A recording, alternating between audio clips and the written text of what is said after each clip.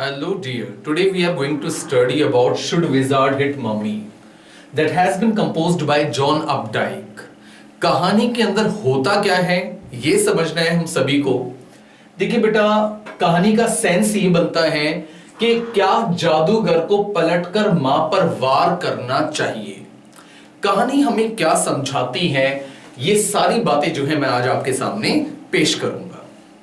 देखिए बेटा, जैक एक फादर है, राइट, और उनकी बेटी जॉ है।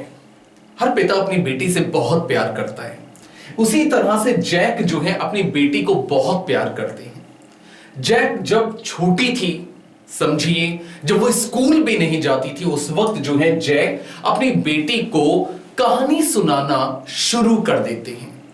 वो अपनी बेटी को कहानी सुनाते हैं ताकि उनकी बेटी सो जाए। एक तरह से वो ये सोचते हैं कि मेरी बेटी को एक लोरी सुनाने का तरीका है ये। जैक अपनी बेटी को कहानी सुनाते हैं ताकि उनकी बेटी सो जाए। जैक बहुत खुश होते हैं जब जॉ आधी कहानी भी पूरी नहीं सुन पाती और वो सो जाती है। जैक को ऐसा महसूस होता है कि उन्होंने एक बहुत बड़ी लड़ाई जीत ली हो। पर जब जॉ स्कूल जाने लगी, जब जॉ के अंदर एक स्कूल जाने के बाद एक बदलाव आया, तो कहानी पूरी तरह से बदल गई। अब जॉ सोती नहीं है। अब जब जैक कहानी सुनाते हैं, जॉ सोती नहीं है, उल्टे वो अपने पिता से कुछ सवाल पूछती है। वो अपने पिता से पूछती है कहानी के कैरेक्टर्स के बारे में, कहानी के किरदारों के बारे में। तो जैक इस बात से बहुत ज्यादा दुखी है। पहले जैक जब जॉ सो जाती थी तो अपने आप को जीता हुआ, एक विक्टोरियस फील करता था।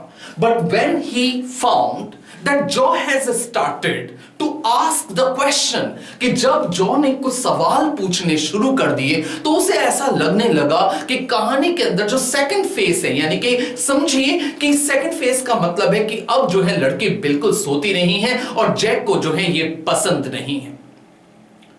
तो एक दिन जो है जैक ने अपनी बेटी को कहानी सुनाने की कोशिश की।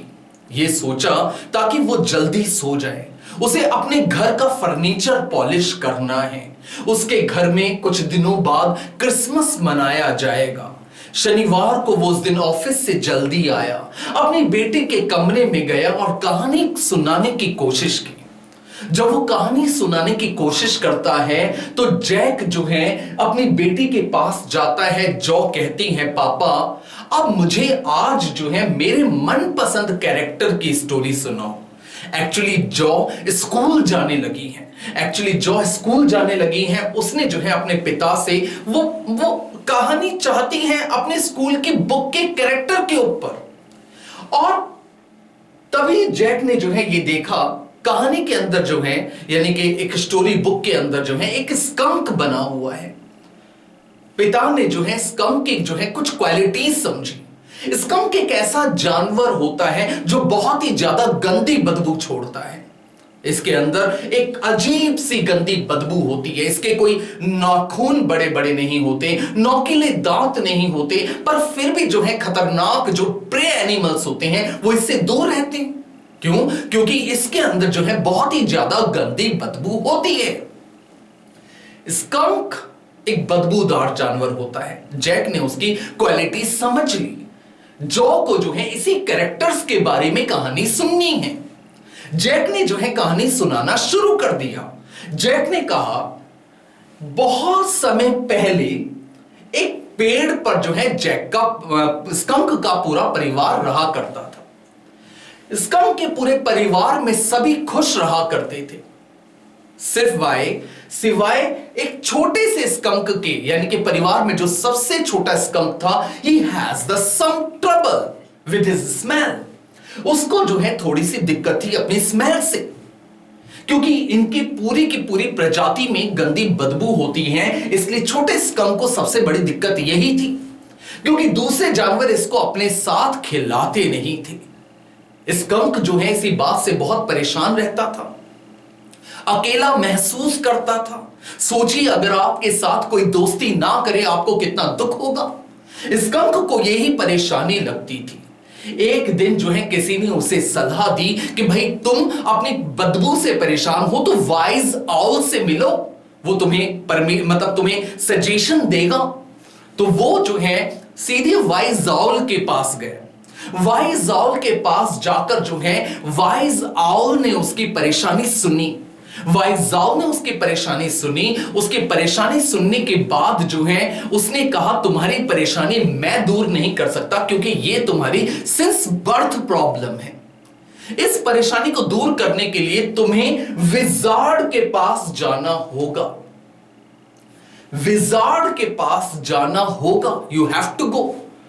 और फिर जो है स्कंक जो है अपनी मां से परमिशन लेकर जादूगर के पास पहुंचा। देखिए विजार्ड कौन है?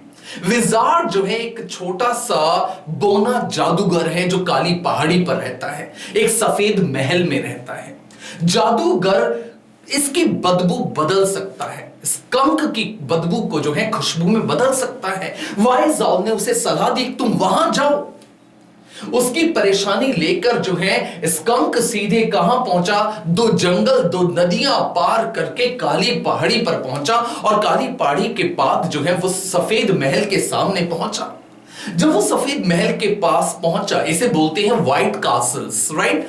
सफेद महल के पास पहुंचा तो जादूगर ने उसकी परेशानी को सुना, पर उसने कहा कि भाई हर काम के लिए मैं 7 पीसोस लेता हूं।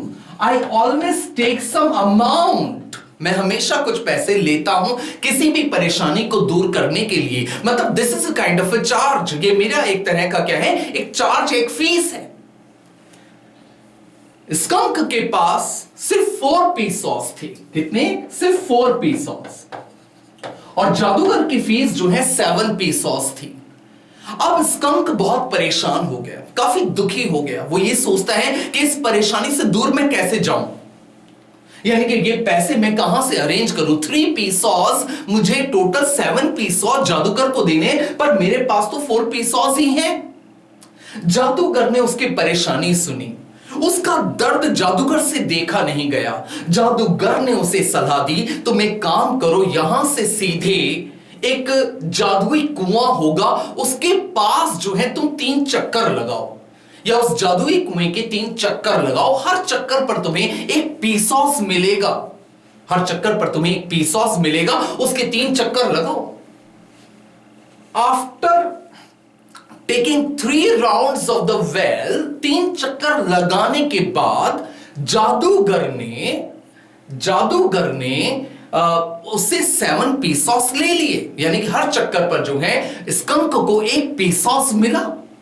और 3 यहां पीसोस चक्कर लगा कर लिए और 4 पीसोस जो हैं ऑलरेडी उसके पास थे। टोटल 7 पीसोस हो गए। इस तरह से उसने टोटल 7 पीसोस लाकर जो है जादूगर को दे दिए।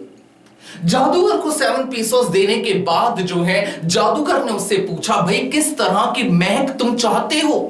It means what kind of smell do you want? किस तरह की महक तुम चाहते हो? तो भाई विजार्ड ने उससे पूछा तुम कैसी महक चाहते हो, किस तरह की स्मेल अपने शरीर में चाहते हो? भाई विजार्ड ने जब ये पूछा तो स्कंक की आंखों में फिर आंसू आ गए। उसने कहा मुझे गुलाब की खुशबू में तब्दील कर दो, क्योंकि बगीचे में बहुत सुंदर गुलाब खिले हुए थे। विजार्ड ने अपने हाथ में एक छड़ी ली, जिसे हम इंग्लिश में बोल सकते हैं मैजिक बैंड, ठीक है? और उस बैंड को लेकर जो है उसने कुछ स्पेल किए, कुछ मंत्र बुदबुदाए। और उस मंत्र को बुदबुदाने के बाद जो है अगले ही पल उसने जो है मैजिक बैंड जो है उसके सर पर रख दिया। सर पर रखते ही कुछ मंत्र बुदबुदाने के बाद अचानक जो है उसकी गंदी महक खुशबू में तब्दील हो गई। अब वो गुलाब की तरह पूरी तरह से महक रहा था।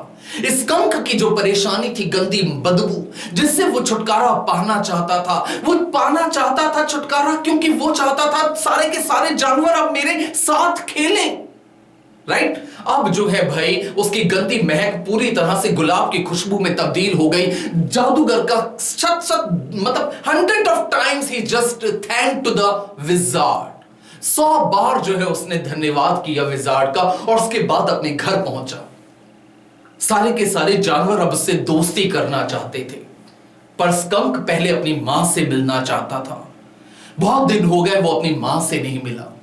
जब वो अपनी मां से मिलने पहुंचा तो मां उसकी गंदी महक को सूंघकर दुखी हो गई, या बदली हुई महक को देखकर दुखी हो गई। अब आप बोलोगे बदली हुई महक का मतलब? मैंने कहा भाई अब जो है उसकी गुलाब की खुशबू जो है मां को परेशान कर रही थी।